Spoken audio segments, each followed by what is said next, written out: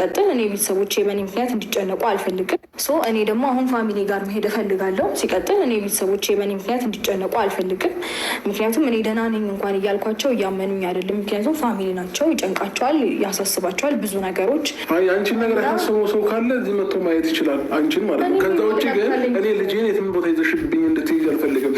አሊያም ደግሞ እዚሁ አስቀምጠሽ አንቺ መሄድ ትችያለሽ፣ ከኔ ጋር መቆየት ይችላል። 2 ወር ምን ማለት ነው? እንዴት ይሆናል? የሚባል ታሪክ የለም። በመጀመሪያ ደረጃ እንደዚህ የሚባል አማርኛ የለም። እንዴ ነው ታሪክ የለም። እኔ አሁን በልጄ ለመቅጣት እንዳትሞክሪ።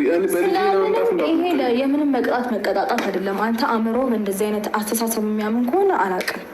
ግን ደግሞ እኔ አሁን ፋሚሊ ጋር ማሳለፍ እፈልጋለሁ። እንዴ ቤተሰብ የመጠየቅ መብት የለኝም እንዴ? እኮ ጠይቅ ያለልኩሽም እያልክ ነው። 2 ወር ሙሉ መሄድ ደግሞ ግዴታ የለብሽም እንዴ? አይደለም 2 ሰው ለ2 ቀን ለ3 ቀን ለ4 ቀን ለ5 ቀንም ድረስ ሊሄድ ይችላል። ከዛ ውጭ ግን ሆን ብለሽ አውቀሽ ልጄን ከኔ ለማራ ካልሆነ በስተቀር ይህንን ነገር አይደለም። ተረዳኝ።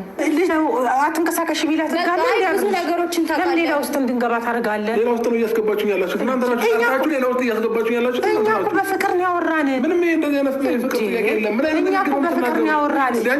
ይቅርታ አድርጉልኝና አብርሽ በጣም አበዛ ውዶቼ፣ በጣም ይቅርታ። ስልኬ እስከማስተካክል ሀሳቤን ረጅም ደቂቃ ውርቻ ሀሳቤን ቢገልጽ ደስ ይለኛል። ስልኬ እምቢ ስላለኝ ነው ውዶቼ። እስከሚያስተካክል ይቅርታ አድርጉልኝ። አጫጭር ቪዲዮ ነው የሚለቅላችሁ።